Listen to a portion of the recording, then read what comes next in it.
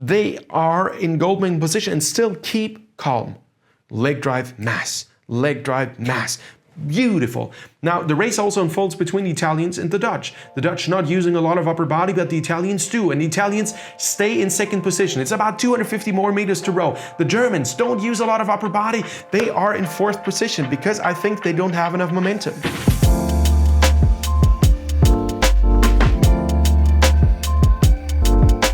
Ladies and gentlemen, hello and welcome to another exciting race of the Under-23 World Championships 2021. And this is the A final of the men's open weight quad. And we've essentially got four nations to watch here. We've got the Czech Republic, we've got Italy, the Netherlands, and Germany. Some races you just watch and think, hey, why is that person winning?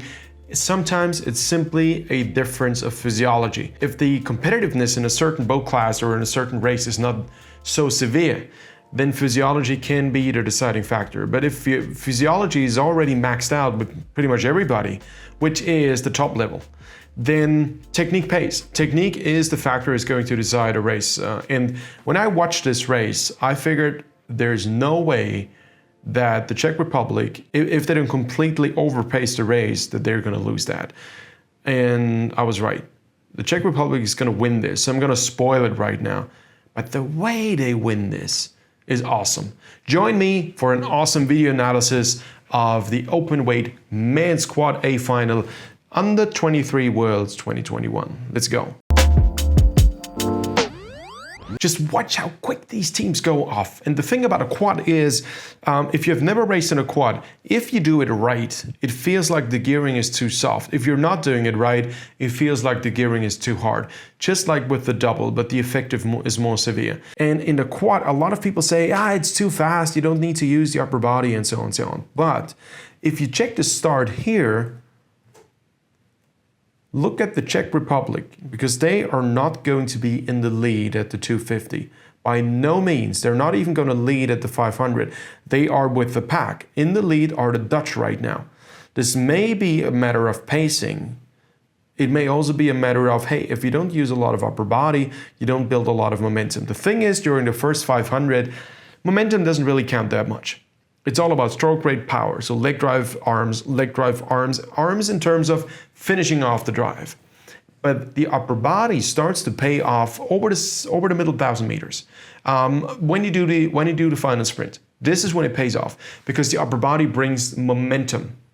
If you're fresh and recovered, you can do leg drive arms and you're gonna be fast. If you're not recovered, which is usually the case in a 2K race after 700 meters or in a 1K race for all you masters out there, after like 400 meters, lactate will have reached a level that is uncomfortable. And then you need to rely on body mass, and body mass is essential. And you carry around your body mass no matter how light you are all the time anyway. So why not make use of that? Now, let's talk about the technique differences here. So this is about the 500 meter mark here. By the way, pretty fast times. I think the winner is going to be sub 550. It's pretty quick. So Netherlands go through in 125, and pretty much everybody's together. Czech Republic half a second behind, and in between the Germans. Pretty cool. Now let's look at the Germans first. They're not harmonious. You see the way they use the upper body? It's not the same. And the thing is, they use their upper body right with the start of the leg drive. I know it's pretty grainy. My apologies. That's the best image there is. Leg drive, and the legs are not even through half slide, and already the upper body engages. So at that stage, essentially, in my humble opinion, and girls and guys, always keep in mind, I'm by far not Mr. Know-it-all. There are so many things I don't know. I'm still learning every day. And maybe 2 years down the line, I discover, that was pretty much nonsense that I put out there on YouTube. But right now, that's just what I think is true. And the reason why I think it's true is because I do a lot of video analysis. I work a lot with athletes around the globe. It's the same. I have been doing this since I was 14 when I started to coach. And with the Bayer rower, with the life force curves, I just see the effect of certain technique styles. And I think what the Germans do, they use their upper body too early. So they create a pretty early peak. If I had to draw their force curves, And I'm not quite sure if I'm right, but if I had to draw like a common force curve in that German quad, that's where the stroke begins. This is the timeline. I think they create a pretty early peak, but there's a long fade out. So that's not a good picture. But essentially, this part here is the difference to the Dutch and the Italians and to the Czech boat. I think the Czech boat simply has the best technique in this entire field. And in a quad this pace, especially if the boat speed is so high, you cannot overpower other people, because once a quad gets moving, it's all about not disturbing the boat and using your body mass well. So I think this is pretty much the German force curve. Let's continue watching that race and let's look at the Dutch.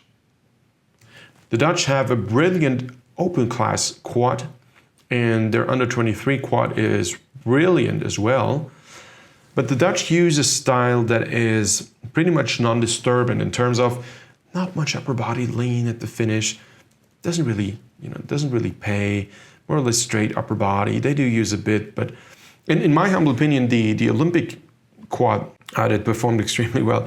They also changed their style in the last 2 years. I think they started to use more upper body, but I might be mistaken. But this under 23 quad, as great as it looks and so well synchronized, the blade work brilliant. They are more patient on the leg drive, but they don't use a lot of upper body. So what the Germans are less patient. They do use upper body, but they do use the upper body quite early. The Dutch simply don't use a lot of upper body, but they're more patient before they use that tiny bit of upper body idea motion. So it's more or less legs, arms, and only upper body as much as it works. Okay, having to draw the force curve, let's look at what I think could be the Dutch force curve. More of a plateau, but not too much. And I think they simply cut out, they don't peak as high, which is not so bad because you don't create a lot of speed changes throughout the drive. The more speed change you create throughout the drive, the more resistance you generate. It's exponential. So just try it out. Use your hands, smack the water. It's a lot of speed change and it hurts. So essentially the same is true with the boat. Of course, the boat is more streamlined, but essentially a rowing boat is built like a container ship. It's a displacer. So it will always push water aside. So it's better to stick to a certain speed rather than having a lot of changes. So, and I think this is what Dutch try to do. If I had to guess their curves, it would be more of a bell. So not much here in the rear, not much here in the front, and they try to have a solid middle body. So I think it's more effective than the German curve, but at the same time, you're missing out on some. If you use the upper body, I think you could have a little more right there. And I think this little more right there is what ultimately helps the Czech win the race. Let's look at the Italians. What the Italians do well traditionally is use the upper body nicely.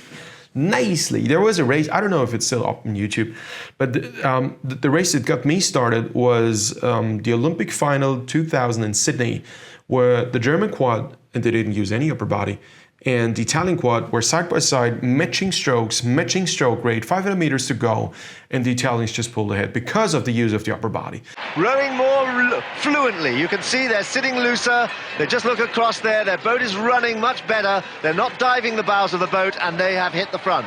And that was the time that got me thinking to say, there's got to be more. Technique has got to be the deciding factor, because I'm pretty sure the Germans, if they sit in that quad, they've got to be like, four Herculean types of athletes. That's pretty strong. The Italians were strong as well, but they used more mass. And that style is typical for the Italians. And I think the reason why the Italians don't win is because they might not be physiologically on par with the others, but I might be mistaken. A long, beautiful long leg drive, nice upper body swing. That's gorgeous. Absolutely beautiful. Long leg drive, upper body swing. Beautiful. If I had to draw a force curve here, it would be almost like a plateau. I think the Italians have a pretty swift pickup and a bit more of a plateau before the drop off. The overall curve might not be as high, so the overall power input may not be equal to those of the Dutch or the Germans or the Czechs. I think this was the prime Czech boat. But the way they row is absolutely beautiful and I think worthwhile imitating. Maybe number 2 guy uses the upper body a bit too early, who knows. Now let's talk about the Czechs. The Czechs were not in the lead. I think the way they started out the race was very intelligent because they didn't really, maybe they bothered, but it looked like they didn't bother to be in the lead at the 250. To me, it looked like they had the patience to build their race from the start. They tried more to get into the game rather than being in the lead at the 250 and build throughout the middle part of the race. And this is what they did exceptionally well. If I were the coach, I would probably be a bit unrelaxed on a bicycle. And I think everybody else is unrelaxed here as well. It's just a joy to watch, especially these big boat races. If you're in the coach's bike, and everybody, you know, some people even forget to look in front of them. They just cycle and crash into somebody else. So if you're a pedestrian and you see a lot of coaches on their bike following a race, get out of the way, get your kids, get out of the way. It's like an avalanche. They don't even look, they don't care. Good, now look at the Czechs. Now what the Czechs do awfully well is pretty much like the Italians, but it's more refined. The way they connect at the finish, they take more time to build the momentum at the finish than the Italians. And this may also be a technique factor that is a difference. That looseness around the front end, the relaxation around the shoulders here, you see all the shoulder blades here, shoulder parts, relax. They don't really try to cramp. It's beauty, absolute beauty to watch. So congratulations to you guys and your coach. This is quite a piece of work. I mean, you guys are young. You haven't rowed a long time. And the way you wait for the momentum to build at the finish, this is why I wanted to do this race. Because the Czech boat waits for the momentum to finish. There's one thing, this is what the Italians don't do as well as the Czechs. The Italians kind of brutalize the finish. It's like, wah, come here. They don't wait for the response for the boat. But if you look at the Czechs, they elegantly wait for the response of the boat. I mean, there's also a difference in Philippi and Empacher, the way they need to be rowed. At Philippi, both boats are good boats. So it's not like there's one boat that is good and the other boat is not good. It's more a question of which boat you prefer and which boat you like more. And with some federations, if you're part of the national team, you don't have a choice. If a federation has a contract with one or the other boat builder, that's it. You get to row that boat. You cannot really go out and say, hey, I'm going to row this and that boat. And they say, hey, we've got a contract, you better row in that boat. This is how it works. And this is why some people believe, oh, this boat is the best boat because everybody rows it. Sometimes with some nations, it's a question of a contract. It's not a question of everybody gets to choose their own boat. Some people ask, is Philippi a good boat? Some people ask, is Emperor a good boat? Some people ask, is Hudson a good boat? I think most boats are well made. Some boats are better made than others, but most boats are well made and you can win in just about any boat if it suits you. That's the big question. So if you're out to buy a boat, a quick tip on the side here, don't go for, I heard that's good. Try it out.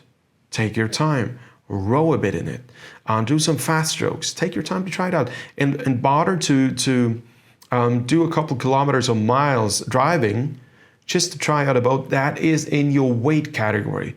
There is no use trying out a 90 kilo Philippi and deciding I'm 80 kilo, 90 kilo now, that's too imbalanced. It's too heavy for you. At the same time, there is no use trying out a 60 kilo Solani, another Italian boat builder, or Empacher if you're around 75 kilos.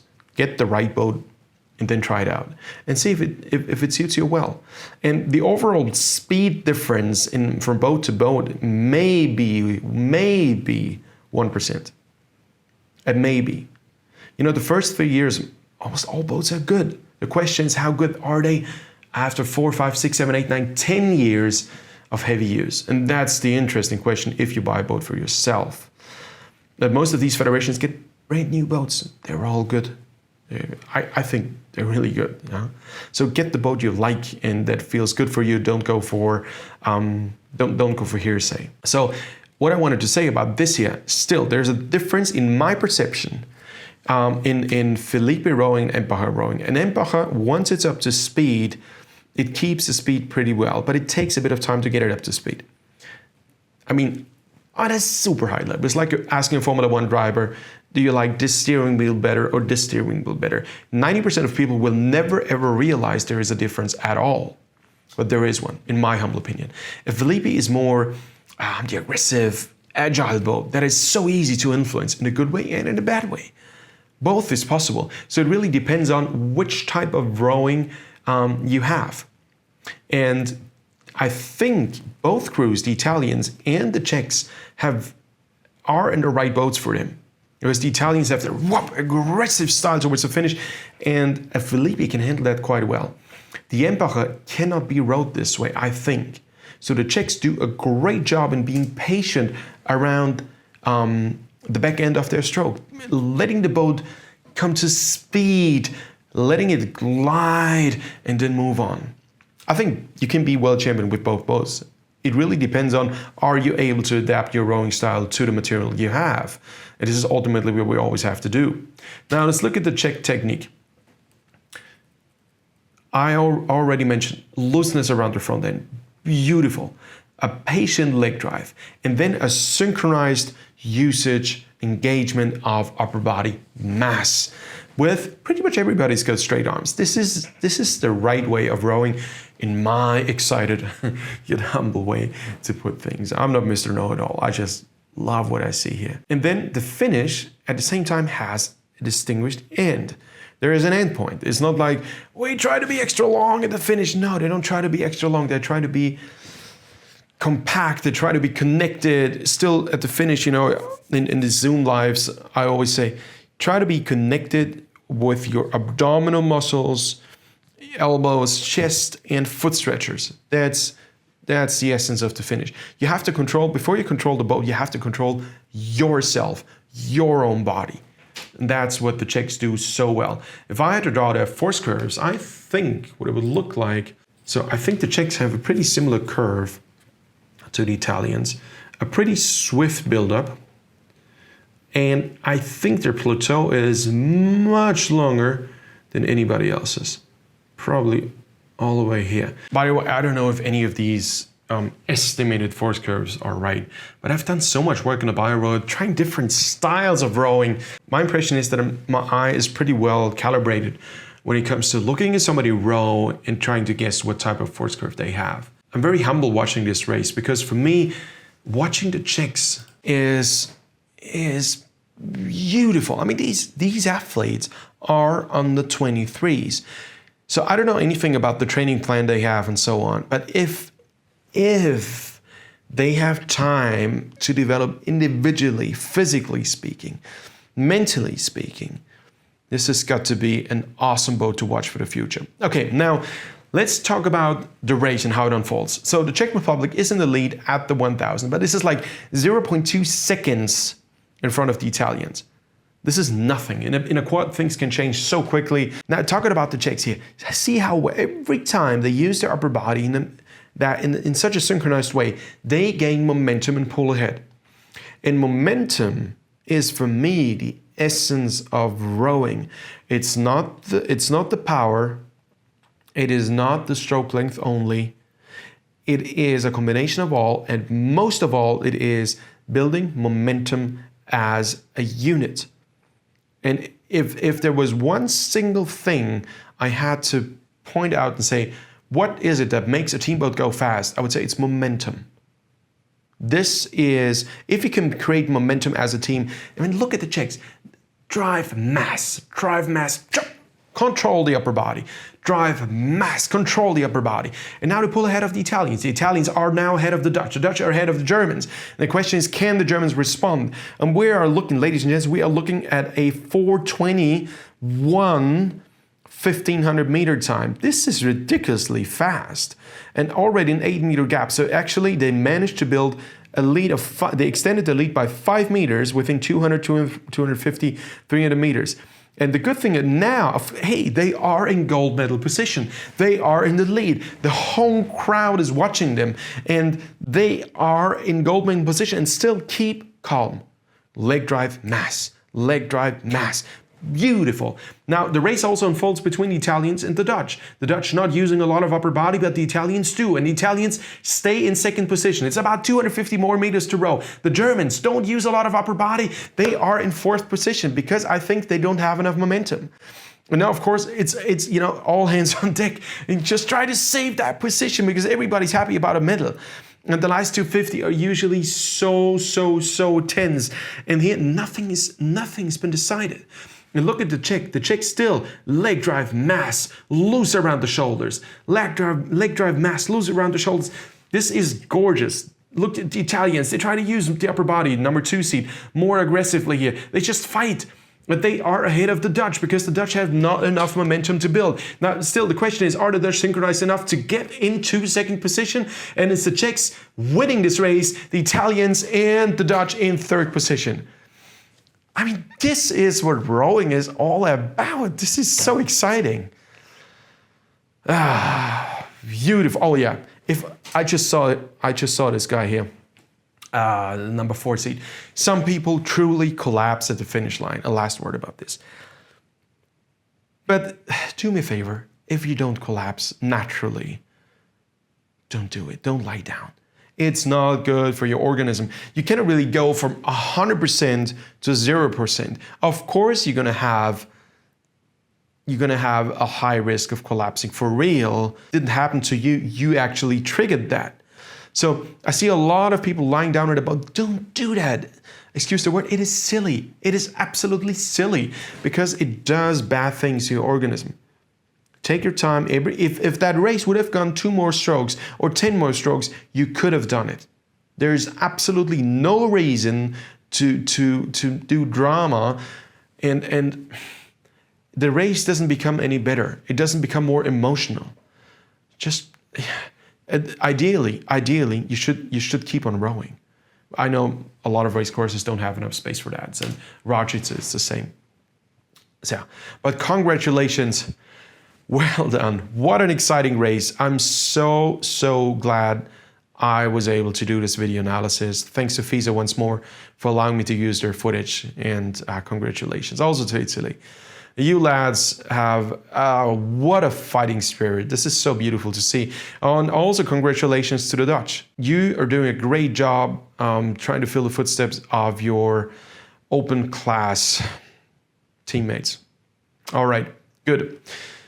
Yeah, final announcement. I've started to offer Australia-specific Zoom live events starting this upcoming Friday, 5 p.m. Sydney time. There's, of course, Zoom live suitable for Europe and for the United States. So these time zones have already been covered, and now newly added Australian suitable time zones every Friday, 5 p.m. Sydney time. So if you want to join, we'd love to have you all on board. Alrighty. Great. I'm looking forward to see you in the next video, and I hope you enjoyed this race as much as I have.